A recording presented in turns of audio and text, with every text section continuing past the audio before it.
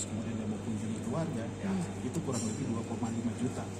Nah, tahun 2022 itu mencapai 12,78 pergerakan wisatawan Nusantara, dan itu tertinggi se-Indonesia, 400% peningkatannya. Kalau Sulawesi Selatan dia baru sekitar 300%, yang lain-lain ada yang stagnan, ada yang tumbuhnya paling 20-30%, tapi Sumatera 400%. Jadi itu tertinggi se-Indonesia.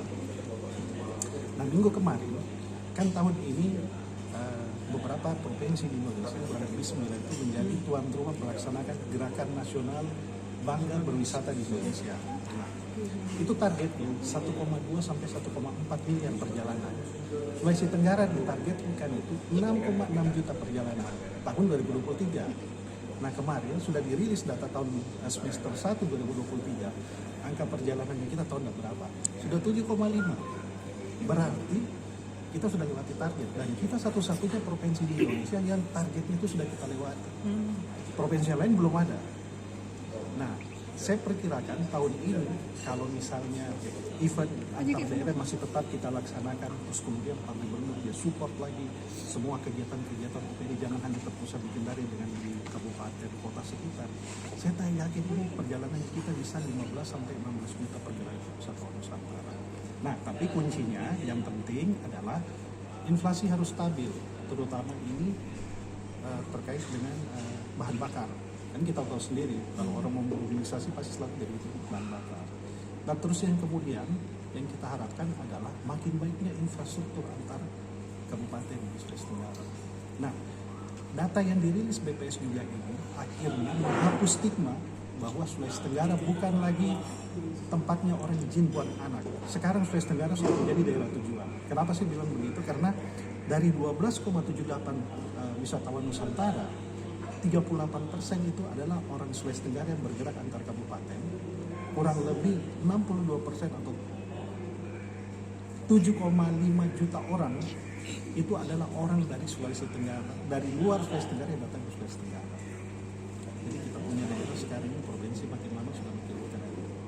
Nah, bagaimana kita di SPAT menjaga momentum itu? Yang pertama sekarang, teman-teman pasti sudah tahu, mulai tahun kemarin kita gaungkan konsep Beyond Wakatobi Seven Wonders, ya kan? Artinya kita melihat pariwisata di Sulawesi Tenggara itu bukan hanya Wakatobi, jadi sebenarnya ada potensi-potensi lain. Nah, sebenarnya momentum yang baik kedatangannya Pak Menteri Perhubungan hari ini adalah kenapa? Karena salah satu permasalahan kita di Sulawesi Tenggara itu adalah interkoneksi antar wilayah. Hari ini kita mau kapal betul susah, apalagi kalau sekarang lewat kapal keras ombak, mau darat, ombak yang lebih keras lagi. Nah, sebenarnya harapan kita kalau misalnya ada satu pesawat yang standby di Kendari, dia bisa terbang ke Wakatobi tiap hari, pesawat perintis saja, bisa dia ke Raha tiap hari. Kan salah satu keluhannya Pak Bupati Muna Barat itu kan masalah pesawat.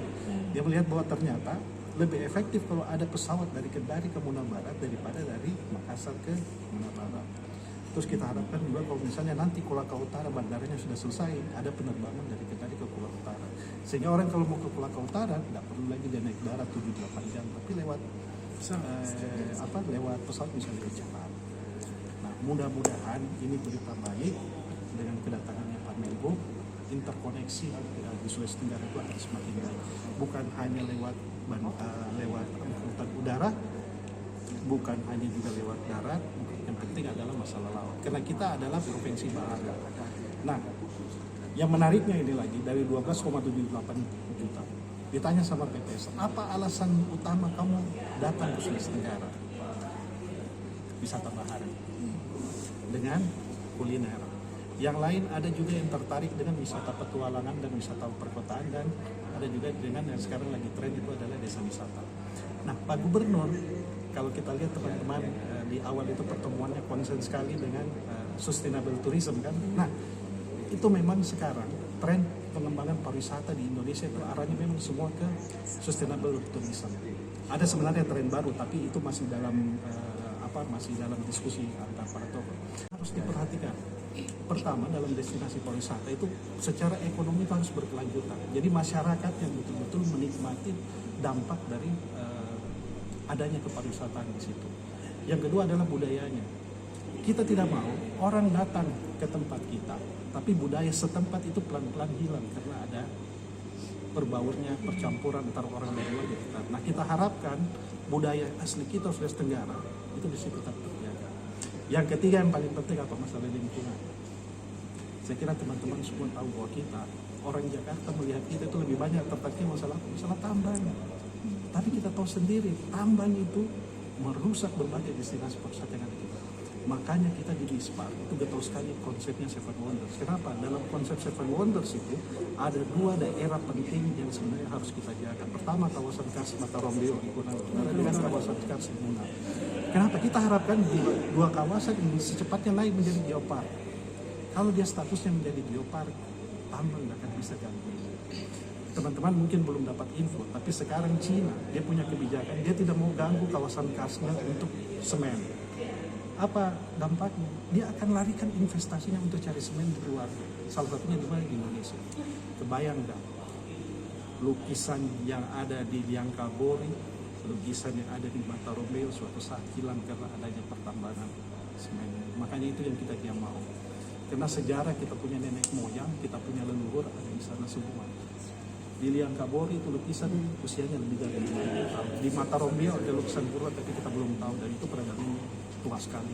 Terima kasih sudah nonton. Jangan lupa like, subscribe, dan share ya.